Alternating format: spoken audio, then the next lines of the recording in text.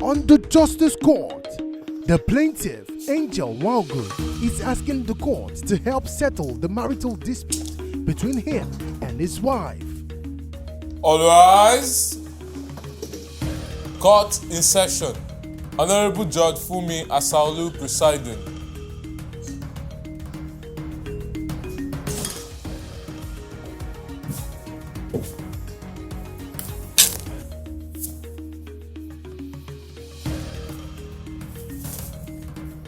Please be seated. Your Honor, this case is between Angel versus Blessing Nwaogu. Parties sworn on oath. Thank you, Aki. You're welcome, Your Honor. So, Angel, Yes, ma'am, my you're lord. the one that brought Blessing to court. Yes, ma'am, my lord. Okay, can you tell me your husband and wife? Yes, my lord. So tell me what's going on. My lord, the issue happened since 2 years ago now. That I lost my business, where I'm doing my business, burnt fire. So I lost all my business, all my goods that are worth of millions of money. So I'm able to take care of my family, my wife and my children and others upkeeping. So my wife decided to took my children and go to her mother's side. How many children do you have? I have 3 children. So since that time, she will stay with her mother's side. And since that time, I am not doing anything. Now somebody that lost his business since 2 years ago. So because of that, it brought issue between me and my wife. So she now go back to her mother with my children. So a lot of thinking here and here. Formerly, I don't used to drink. But because of this issue, sometimes I take 1 bottle. After I take 1 bottle, maybe I sleep, wake up, I still meet the problem with me again. So now, why I brought this matter to this court is for this court to help me and settle this matter between me and my wife. Okay. Blessing, Yes, my honorable. what do you have to say to what your husband just narrated now? Yes, ma'am, my honorable. What my husband said was true word. When his shop got burnt, he was jobless, nothing to write home about. He was just there. The life that I found him doing was into chronic drinking, then going about molesting women, going about doing all kind of things due to the frustration that he was into. And each time I come and tell him, my husband, what you are doing is not fair because of our kids. I don't want you to spoil the future of our kids. The next thing that will come to me, he will slap me. He will slap me and also use his leg to kick me. So when he do that, I say, husband, please, such a life is not good. But when he keep coming, I will just run with 3 of my kids so that he will not injure me. Me at that time, I don't have anybody within me. My mom was at Ajegule. So I left him with the life he was doing. So due to the thing, at that process, my children got dropped from the school because no money to pay, fit their school fees, no money for maintenance, no money for anything. So me as a naive, vibrant young woman at that time, I cannot watch my children dying of hunger. I have no choice than to move from house to house in search of begging so that my children could see something to eat. Since my husband was not ready to help, he's supposed to be doing all these things I was doing. But I swallowed the shame. I went street to street.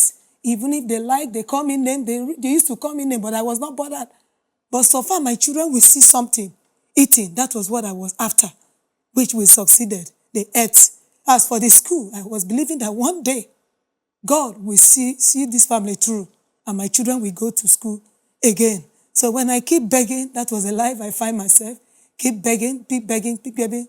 A thought just came within me that, why don't I beg, gather money, so that I will be hawking, going around, doing any petty something I can do. So I thought of it, I said, yes, that would be good. Since it will be bringing something that my family can sustain a living. I begged, gathered the money, I went into pure water and biscuits, hawking. The reason why I went hawking was instead of for me to go into prostitution, I rather go and hawk. I hawk around town with my little baby. I hawk around town, the other ones I drop them around. Presently, I'm still with my husband when this scene was going on. When it keep going on, the only life I find from my husband, he will come with one bottle, from one bottle to 2 bottles, from 2 bottles, the thing keep on increasing to a chronic level. He become a chronic drunkard. And it didn't end there.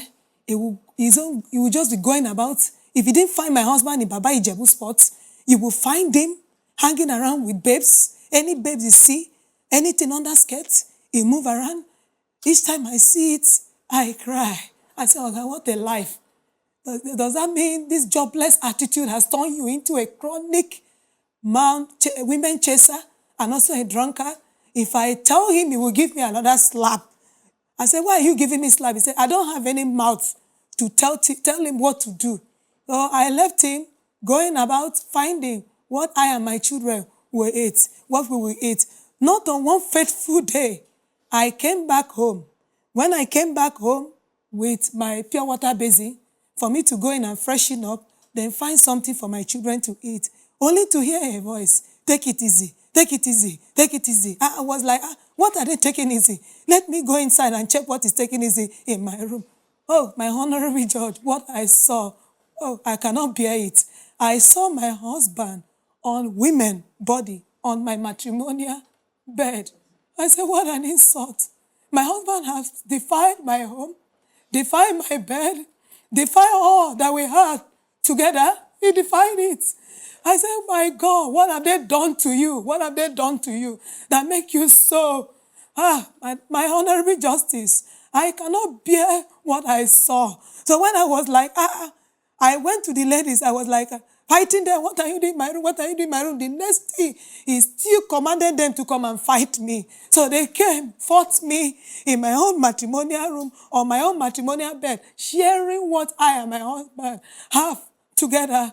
So when they beat me finish, I just picked my things, my basin. I was like regretting why I came back home to come and see such a mess. Within me, I say, this man is a mess. He's really a public mess. Really a public disgrace to my own matrimonial home. He gave me no choice. My honorable, I have no choice than to call home. I call all his people to lay this complaint to them that what I'm seeing is unbearable. I cannot bear it any longer. They were like telling me that I should hold on, I should cool down, that the matter was this. I said, this one is not a matter of cool down. I wish you people will be here to see what I'm passing through. It's not until when I die, that's when you people will know that I am in pains. My honorable justice, I am living with a man, but I'm living like a widow in the house. I'm living in pains. I'm emotionally stressed. I'm emotionally downcast. I am so confused of all about life. And sometimes it will just come that I should take something and hang myself. Then the world will tell me, if you hang yourself, what happened to your kids that you have not trained? I will adjust myself. So when I adjust myself, they call and I say, okay, thought they came, that I should call my mother at Ajegule, which I called her. When I told my mom said, what are you still doing there? When I'm alive, why don't you come with your children? Is it when you die that you come over there? I told mommy, let me still bear it. Let me still bear it because of my kids. My mom said, this one is nothing like bearing. Come over. We are waiting for you. I bear it. Then the one that pissed me off again, thinking that this man will change. He did not change. He still repeated the attitude that he repeated, the one that I called him when I came back from my pure water side. He still repeated it. This time around was bunch of women bunch of women surrounded in my room. When I came, Jesus, I shouted, Jesus, what a life. I said, okay, I cannot bear this again. Let me go. Marriage is not do and die. Instead, I would die in this marriage. I'd rather go alive with my innocent kids than know anything of such. I don't want them to suffer this thing than suffering. So what I did, my honorable justice, I have no choice than to pick my little Lord I have, my wares, my luggages, with my kids that God blessed me with. I ran away for my life. I ran away before the life will swallow me. My honorable justice, that was what transpired between me and my husband that brought about the divorce. It's over 2 years. Thank you, ma. Thank you. The plaintiff, Angel Nwaogu, claims that he found himself taking solace in the green bottles after he lost his business to a fire incident 2 years ago, and he has not been able to rise to his responsibilities. The defendant, Blessing Nwaogu, alleges that in addition to being a drunkard, her husband also started being a chronic womanizer and a wife beater. She claims that she has had to move out of her matrimonial home due to domestic violence. Judge Fumi wades into this matter.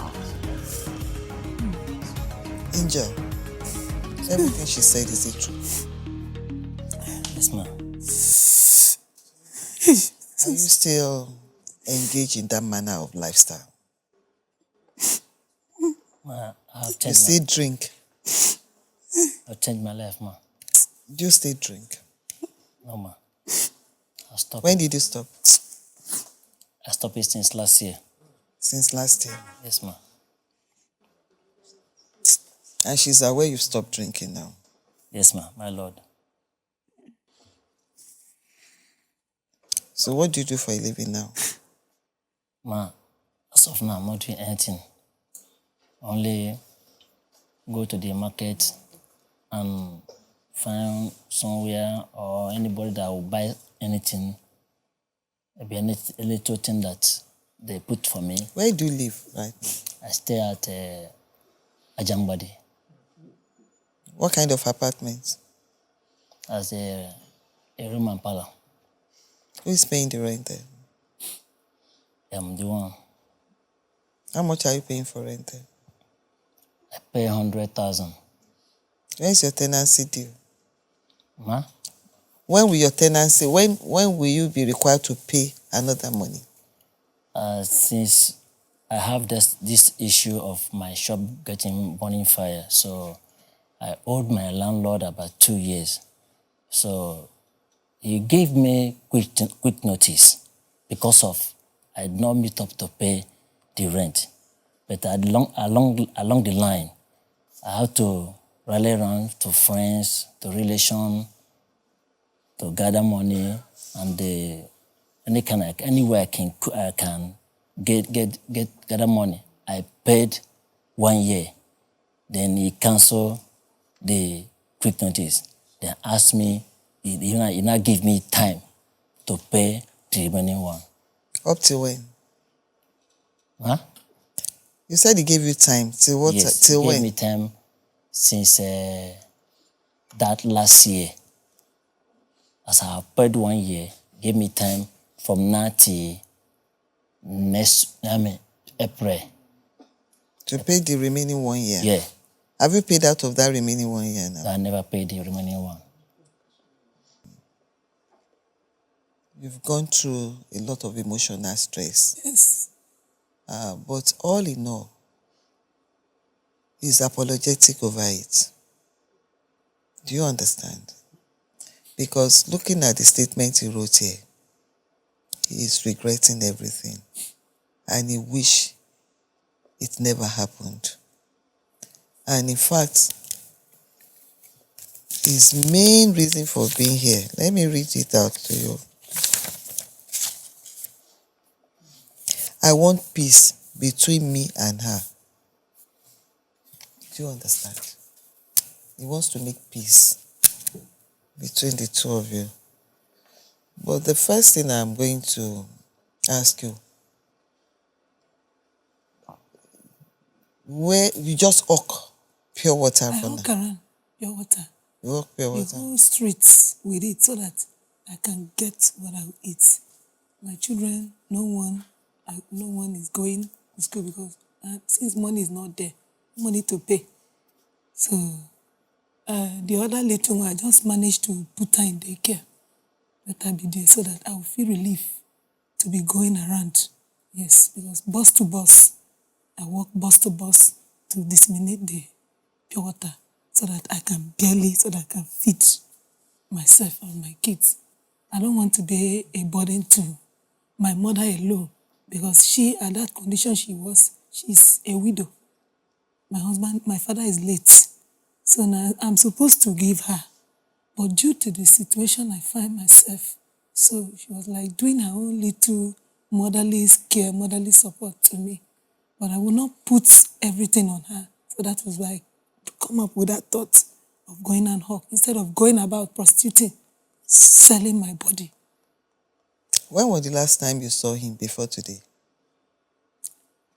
It has been long ago. It's just when I had a call through the court justice that we have a meeting, we have case between us. That was when we met. All this while I've been away with him, with my husband, with my mother. And so it was that fateful day that we were asked to come and table the matter between. And after you left her that day, the two of you didn't get in touch again until today? Until today. You didn't call her? Until today. Why? To Why? I'm just asking why. I don't have card. You see, you have a very serious problem. Order. You know where the problem is? As much as I know, as a couple, you should be living together under the same roof. Neither of you can afford the rent right now. You are still owing rent where you are. And before you know it, another year rent will be out there. You are not doing anything. So, if care is not taken, very soon, you might not even have a roof over your head. Do you understand? Yes, ma'am. But pertaining to your relationship, you're married to him. Yes. You still want to stay with him. I'm asking. Yes, ma'am. I want the court to settle us because the life of being a single mother, I don't like it. It makes men to come after me, having advances that I don't meet. Men don't come around. But I will tell them, I have a husband with problem. We are not together. I believe in one day, God will settle us. So I want the court to settle us. I'm going to recommend the two of you to attend marriage counseling classes. Do you understand? Yes, ma'am. They will talk to you, they will guide you.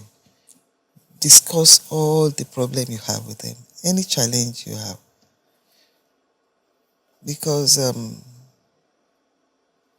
that will assist you on the marriage issue. Because if you had not started misbehaving, she will still be under your roof till now. Do you understand me? Yes, ma'am. It's your attitude that made her to pack out of the matrimonial home. Is that not so? Yes, ma'am. So now I'll be adjourning your case.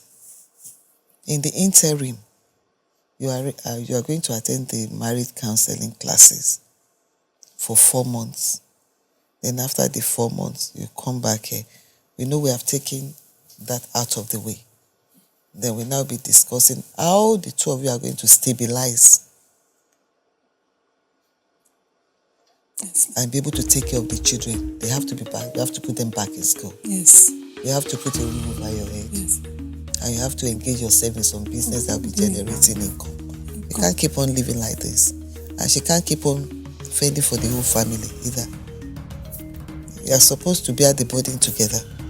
So we take it off from there. So The plaintiff, Angel Nwaogu, appears apologetic for all his wrongdoings.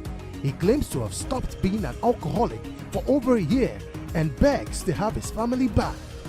Judge Funmi throws in a lifeline to help the couple's healing process. She recommends marriage counseling. After the break, Judge Funmi adjourns this matter. the matter is hereby adjourned to 4 months' time when you come back after the marriage counseling session for that purpose. Matter hereby adjourned. All right. Thank you.